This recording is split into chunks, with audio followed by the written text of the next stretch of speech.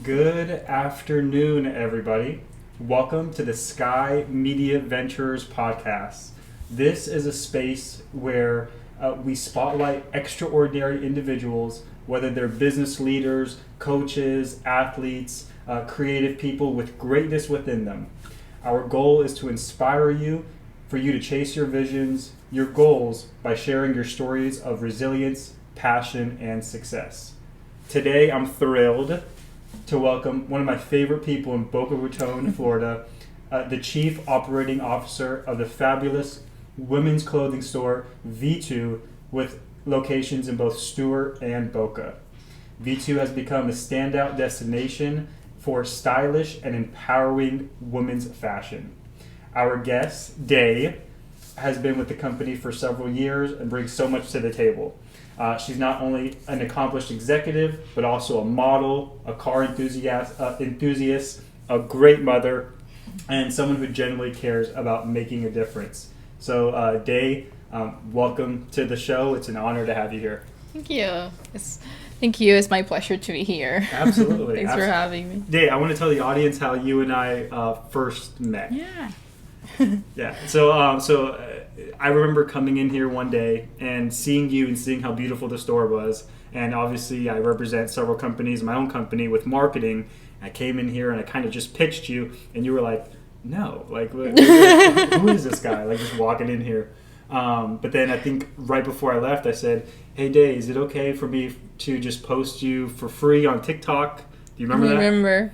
Yeah, he's like, "Can I take pictures and make a post? I'll be back in like 5 minutes." I was like, "Okay." Yeah. Like, all right. and so the really special thing about you and making that post on TikTok was I only had like 30 followers, and it was a video that almost got 2,000 views and like close to 40 likes. And I'm just like, wait, what's happening here? Like, is she that pretty? You know, like I don't know what's going on. Do you remember that? I do. I remember you mentioned that. And I was like, I got a lot of views. Yeah. I was like, ooh, what did I do? I don't know. The algorithm was going crazy for that moment. I don't know. But that led to the owner of the franchise, Diana, reaching out to me. Big shout out, Diana. Great, fabulous person. She reached out to me because, you know, of the actions that were taken in place, and that was just incredible. I think that same day I was driving home, and she's my boss, but at the same time we have a great connection, so we talk all the time, like even when we don't have meetings. So that day I was on my drive home, and it was my first day taking over the store. It went great. I met this guy. He was great. He was really nice. He also praises the Lord. We talked about that. We mentioned that, and it was a great connection on my first day. Oh yeah, actually, I think that was pivotal, because when I got on the phone with Diana, she said, "Hey, you're a faith-based company, correct?" And when I first founded Sky Media Ventures, I remember praying to God. I said, "God, use this company, for your will. Yes, I want to make a profit, but I also want to do good in this world." So that was something that Diana brought up was, "Hey, you mentioned that to Day, and that's very important in That's the values." first thing when we talked. I was like, I met this guy, and he's great. You know, he wanted to give a shout out to us online, and he also praises the Lord. It's like, this is great. It was a great connection on my first day. It was a big sign. Yeah, and now look at us. Oh, yeah. Now we're making a podcast. Oh, that's so cool. Let me ask you. I know you've told me that you started at V2 in the Stuart location, but kind of just like how did you get involved like in V2? Like, what drew you to the company? So I used to work at Taco Bell as a manager. And I was working in the drive-thru, and Diana came through, and she looked at me. She's like, "What are you doing here?" And I was like, "What?" She's like, "Yeah. Why are you not modeling? What are you doing here?" And so she was opening her shop. It was still in the process, and I think it was like a year before Stuart opened. She wanted me to model. I didn't know you were working at Taco Bell as a manager. Yeah. She wanted me to model for her. She comes through the driveway, and she's like, "Yeah." Girl, she's like, "What are you doing here?" I was like, "Huh?" She's like, "Yeah, why aren't you not modeling?" And I was like, "I don't know. Like, I'm just here." So, yeah. And then it was like a year before Stuart opened. The store opened. She got going. I think like 6 months in, she called me. I came in. I think I modeled for her at first. I don't think I even started. The idea was for me to start as a model. I went in. She offered me the manager position at Vetu. So I started working for her at Vetu as a manager, and then I built my way up. She became my mentor, and then she wanted me to come. I went on maternity leave, and then she had both stores that had opened. And then she wanted me to come down and take over the store for her because it was too much doing both stores at the same time. We had babies like a couple months apart. Mm-hmm. So we were both busy. It was too much. So I came down and then I became COO for the brand. So now I took over the store for her. So, Girl, she saw greatness in you in the drive-thru. I think she did. I think it was something that was very destined to be. Now I'm in fashion or retail. I went to school for mechanics. So it was a whole 360 for me. Car enthusiast. Yeah. Okay. So it was we'll talk about that later. Big change for me to, I'm going to school for cars. I would have never thought that you went to school to be a car mechanic. Yeah, it was a big change. So I think it was meant to be because how everything was, and it's just, I met her and she like completely drew me to a big change in my life. Now, did you have like already kind of like a fashion sense before coming into the fashion industry? Yeah, in Cuba, I'm Cuban, so I was born and raised there. There, I think I was maybe like 6, 7. I went to modeling school, but it's a third world country, so there wasn't a lot going on. But I did go to modeling school. I did have an interest in it. There was like little contests and stuff like that. And then when I came here in 2016, I did do a little bit of modeling, like the mall shows and stuff. And I think my contract just ended. I was with a agency. It's called Everything Formals. Wow. But I didn't actually go do any work with them. I was too busy with work and then everything. I don't know too much about the modeling world, but I guess you got to be involved in an agency. Mm-hmm. Like you have to go to a lot of castings, do a lot of traveling, and I was working full time. I was student full time. I just didn't have the time. Gotcha. Okay. And so you transitioned into the fashion industry. Tell me about those first 6 months, into working at Vetu. How much of a change was that with going into college, thinking you're going to be in the car industry, a car mechanic? Yeah. How was working at Vetu for that first 6 months? Well, I needed to first stop wearing overalls, and when I was at school, in mechanics school, our classes are 4 hours long. So all you do is you pretty much work on cars. And I couldn't go work at Vetu with grease under my nails and stuff. So I had to wear gloves at school. So then when I go to work at Vetu, I look presentable. So it was night and day. Yeah, literally it was. But I liked it. And I never thought I would like it. I thought, I'm going to do this because I like Diana. And I was like, it's be a modeling gig. And I actually started liking the job. And then we went into season. And then your schedule is unexpected. You're doing late hours, there's events and stuff. And it didn't feel like work. Yeah. So that's when I figured maybe I should be paying attention to this. Sure. And you guys, that's cool that you said it doesn't feel like work. If somebody walked in the store right now, I'm looking around. It looks like a little paradise. A little woman's paradise. My pops and I wouldn't come in here, but my sisters, other womenpreneurs I know, women entrepreneurs, and just other mothers, daughters, grandmothers, they would love this kind of store. People getting ready to go to the beaches. You guys have a fabulous swimming clothesline. And then, so my next question is what does a typical day look like at Vetu? When you're in season. Right. A typical day. I know sometimes, especially in the Boca Raton area, when you're in season is different than when you're out of season. So right. I think it's mostly all over Florida. This is our first year in season. When we first opened, it was in March, so we had season for a couple months. But now we're actually get to see what season is down here. This is our 3rd year for Stuart's store. So up in Stuart, it's very busy. You open at 10, 10:30, you could have a full store. We also have tailors in shops. So we have a seamstress that we do the alterations. So people get to come in, you get to try in the clothing. If you like it and you want to buy it and there's any kind of imperfection, we tailor it for you in store. Very cool. And then you can get it in a day or two. And Or what if someone had like a really nice blouse or a pair of really nice jeans and they were ripped? Would your guys' services like take care of that too, or? Yeah, it depends how bad it is. It's really up to the tailor of how much work she feels like how much she can work with it. Okay. So, but yeah, that's something we can do. You can also bring in your own clothing. We can take care of that for you. Like if you have a swimsuit and you wanted to add pads, or there's pads and you don't like it, things like that, like dresses that you want to add or take things out of, we can do that as well. Okay, gotcha. V2 has a very interesting vibe to it. What, I mean, just very quickly, like in your own words, what kind of sets it apart from another women's clothing store?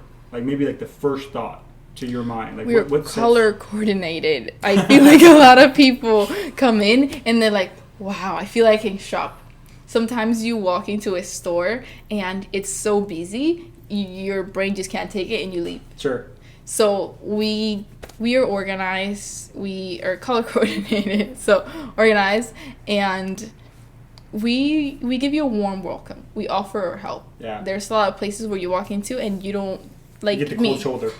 You know? Yes. Yeah. Me personally, I like to shop by myself sometimes. Sometimes I don't like when people are constantly after me, like, oh, do you need this? You know, like, so if you'd like our help, we'd be happy to help. If you don't, we can, take a step back and let you do your thing. But, we are women owned and Latina.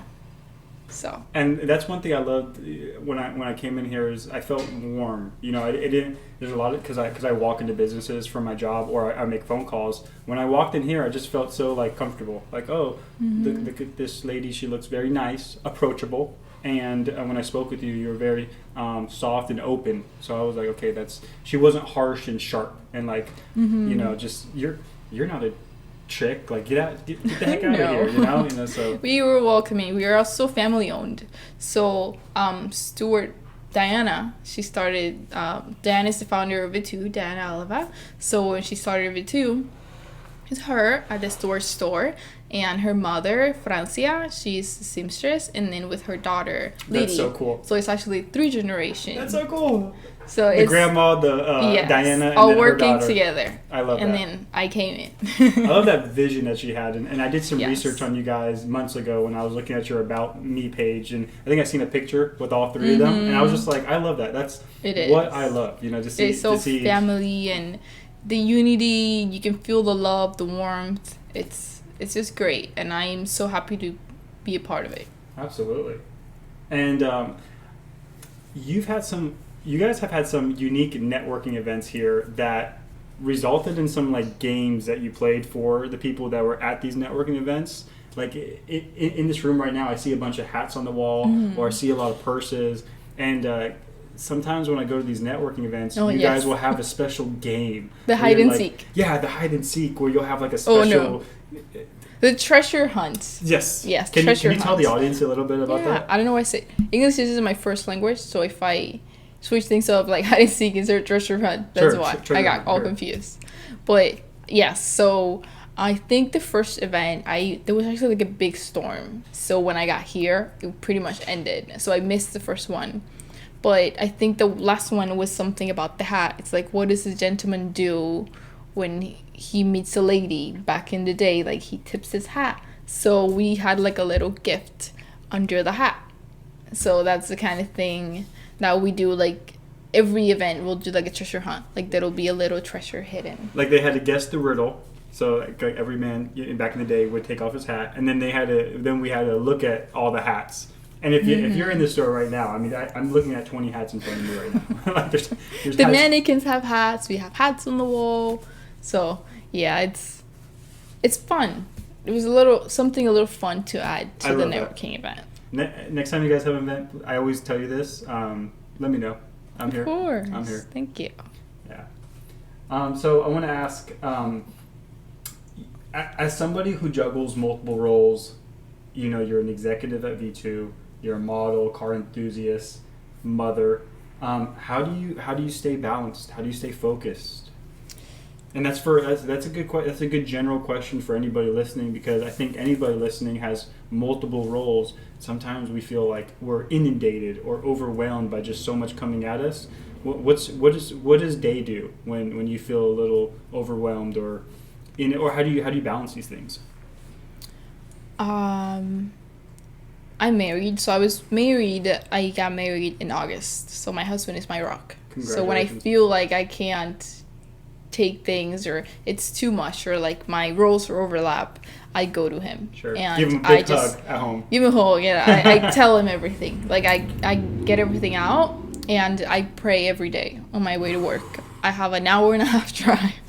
I'm only here a couple times a week, but I do that. I think that sets me in place. Yeah. Because if I don't have my husband to talk to and tell everything, I tell it to the Lord. Mm-hmm. I pray on my way down. I say everything that I feel like I need to say, and like I rant a little bit, and then, I'm good. It sets me in a good place. I love that answer. You remind me of another guest we had on the show. Her name is Isadora França.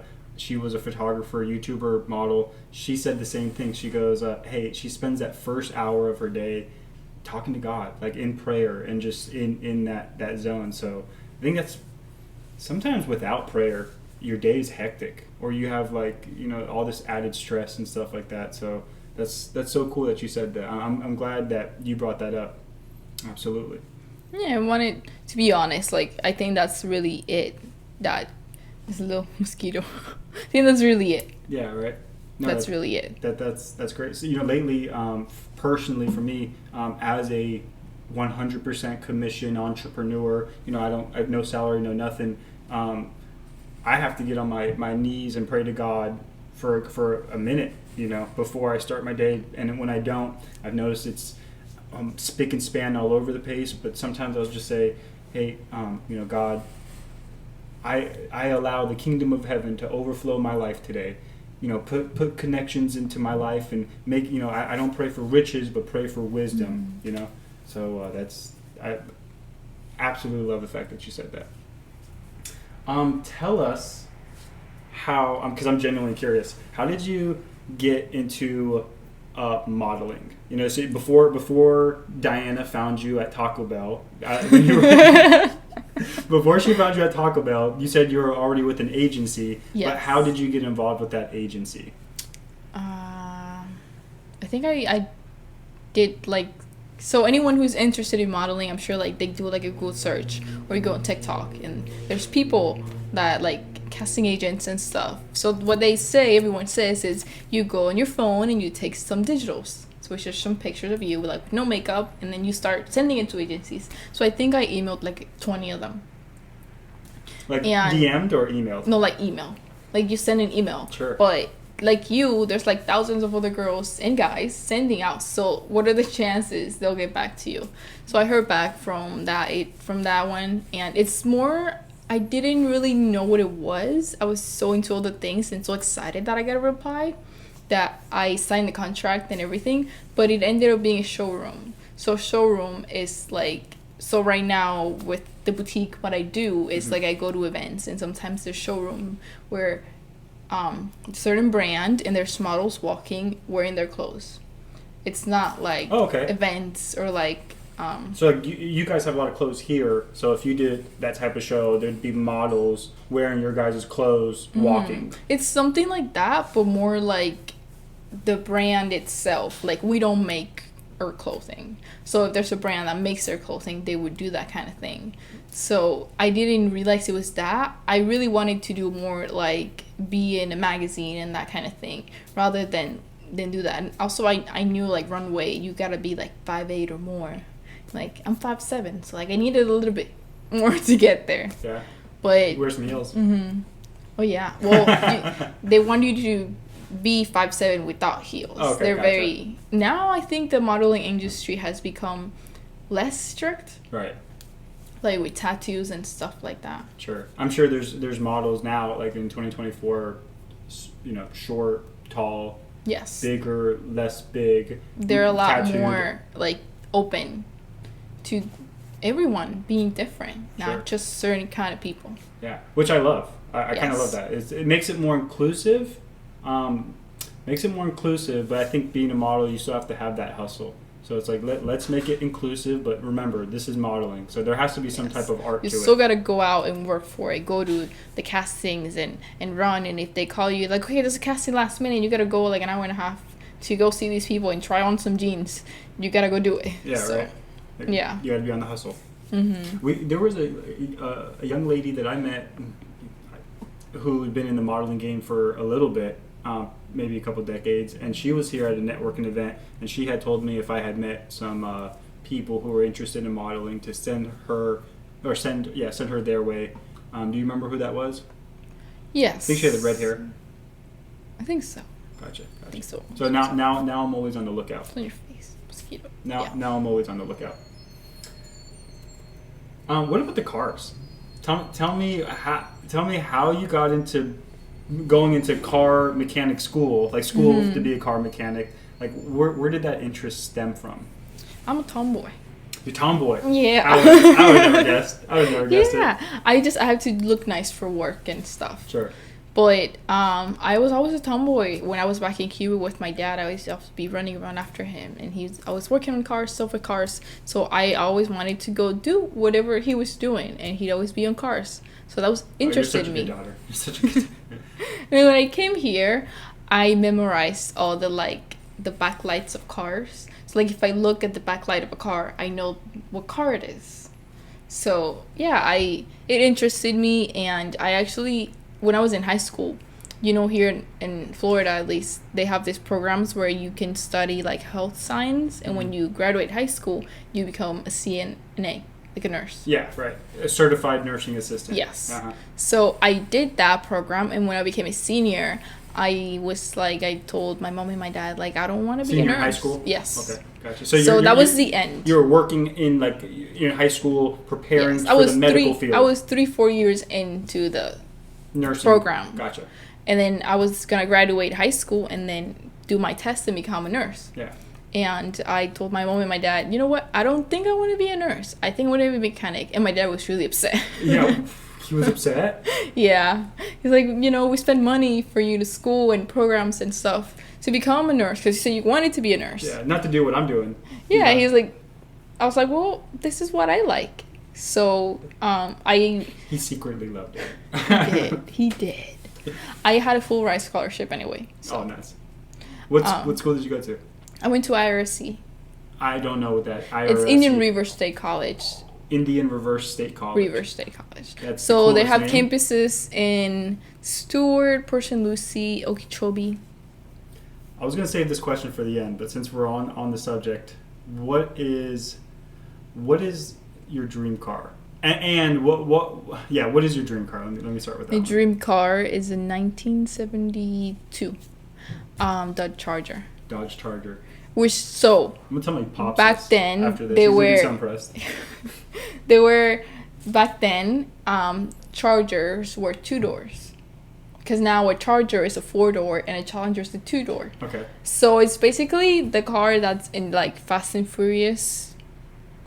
That car that he has with the glass top in the back. You can see the engine. Glass? Which movie? It was either 9 or 10 or something. I don't remember. I have bad memory. She said 9 or 10. Which Fast and Furious? 9 or 10? I don't know which one, but It's almost as bad as Star Wars. Which Star Wars? 9 or 10? I just started watching Star Wars. You gotta watch it. It's so good. Star Wars. I definitely recommend. I just started. It took me a bit. Let me ask. With Fast and Furious movies, which one is your favorite? I'll tell you which one my favorite is if you tell me yours I first. don't remember which number it is, but the one where they have a race in Havana. Oh, I don't know which number that is. That's probably like 5, 6, or 7. Yes, it's somewhere like down. They have a race in Havana? Yes. Okay. So they went to, I think I was still in Cuba back then. Okay. They went to Cuba to shoot, and they had a race. Okay. They put like the hydrogen, like oxygen on the car, and they raced. It was so cool. That's cool. That's awesome. It. I'm gonna have to check that one out. I'm gonna be researching tonight. Race in Havana, Fast and Furious. Which movie is it? Yeah. Please do. I'll tell you which one. I'll tell you which one mine is. I really like the first one. The OG, but I think Tokyo Drift. I don't know why I like Tokyo Drift so much. Like, I love the song. yeah, right. Yeah. The song. I love how Bow Wow's in it, and he has the Hulk car. You know, they show like which car he has, and he has like an SUV Hulk one. That one's sick. And it's like a kid from the country goes to Japan to learn how to drift. Yeah. You know, that whole concept. It's cool. They made that movie cool, like you said. Yeah. Hey, let me. I want to go further. I kind of want to. We had spoken on the phone a couple days ago, and I don't mind telling the audience, but you were telling me like you want to try to be more. I guess not daring in your life, but you want to achieve more. So like my next question, I have it written down, is like what inspires you to keep pushing past your boundaries? You know, because I know 5 years ago you probably couldn't see yourself here, so you know life will throw you curveballs, good curveballs. So like what? I know it's a general, maybe a tough question, but what inspires you to keep pushing past your boundaries, both personally and professionally? I think coming from Cuba and struggling and watching my parents struggle to give us a better life. I mean, we weren't rich, but everyone in Cuba, everyone is poor. No one is better than no one. So I watched them struggle, and whatever little we had, like we had a little house, my parents had a good job, they let go of that to move here to the U.S. and give me and my sister a better future. I mean, when we came, all that we came with was a plastic bag with our documents. That's all we had when we came here to this country. Wow. So they left anything that they worked their whole life to come here late in their 40s with 2 little girls to start over again with whatever youth they had left. So my parents now, they're old and tired, and I take care of my parents, and I take pride, and I'm very happy that I have them. They help me so much with my son and my husband, all of them. They're what drives me forward in life. So my family. That's inspiring. That's so really inspiring.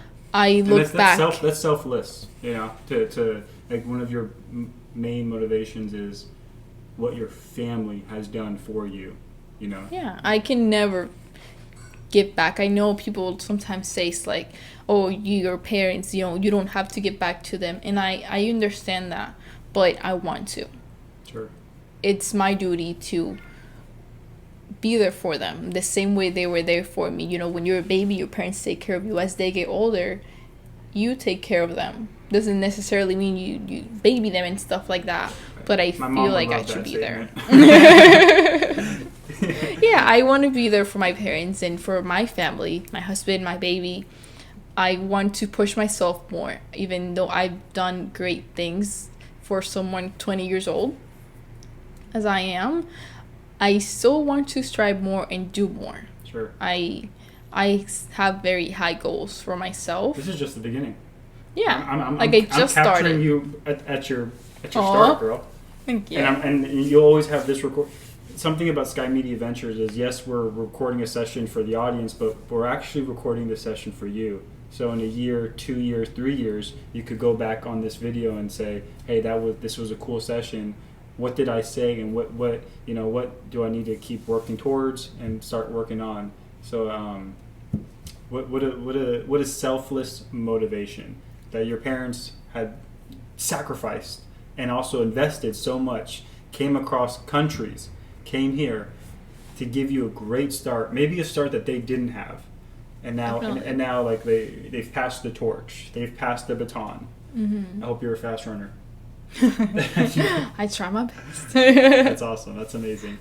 Hey, let me ask, what advice would you give another young woman who aspires to take a leadership role like the one you have? So if there was a woman, a young lady who walked in here, she had a conversation with you, and she was like, "Wow, you're the COO. You know, you got this going on. You've done some cool things. You know, what advice would you give to her?" Don't take no for an answer. If someone is saying no, then you're asking the wrong person. I love that. And Diana As says a salesman, this. like that's absolutely right. Don't take no for an answer. Go to the Yes. next person, get a yes. Yeah, so Diana says this, and she also says things need to be done yesterday. So if there's something that needs to be done, what are you doing? It needed to be done yesterday. Yeah. But definitely don't take no for an answer. I You're love just that. asking the wrong person. Don't take no for an answer. You're asking the wrong question. Go to the next person. Yes. Or the wrong person. Yeah. I'm gonna have to listen to this again and really think about what you said. Yeah. Hey, you mentioned Diana was your mentor. Yeah, that's so amazing. Can you give us another gold nugget of something that she's taught you in the last couple years that kind of stands out? She's helped me a lot to grow and believe in myself. I feel like before I wanted to be a mechanic, I wanted to continue doing what I was doing, but I never thought that I should think about being a boss, owning that, and growing other than working for other people. Their mentality that she's helped me get, and what she's really taught me is you need to be your own boss. You need to grow, and you can never be stuck in one place. Open a business, do stuff, grow.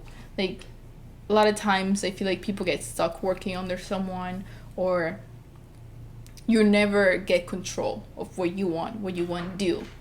You're always behind someone. So work hard and strive and ask for help and go forward in life. And I think I was reading a book or a video or something I was watching, and someone said everything that happens to you is your fault.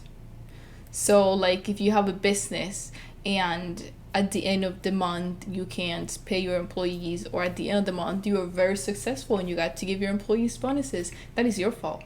Whatever happened, whatever success or not success, it's your fault. Because a business is as successful as how much work you put into it. Sure. I love that. Take full responsibility, because as soon as you start to blame other people, you lose control. That's what that reminded me of. That's amazing. Day, I think we're going to go ahead and wrap it up here. Can you please tell the audience how they could reach you, or how they could come to the store, or maybe some things in the future they should be looking out for? So we have 2 locations currently, and we are franchising. So if you're looking for more franchisees, currently we have a location in Stuart, downtown Stuart, in Osceola Street.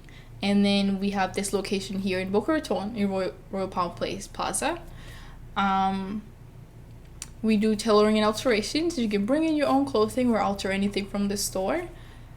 We also have an online store. It's shopvetu.co. And pretty much it. Day, it's been an absolute honor. I like to say this with all my guests, because if they're on the show, I'm just going to say it. You have a heart of gold. Oh, thank you. And you have such a bright future. You probably need to go to the glasses store sometime this week, because your future is that bright. Oh, thank you. Yeah, there's my dad joke. But guys, thank you for tuning in to the Sky Media Ventures podcast. Stay tuned to the next episode. And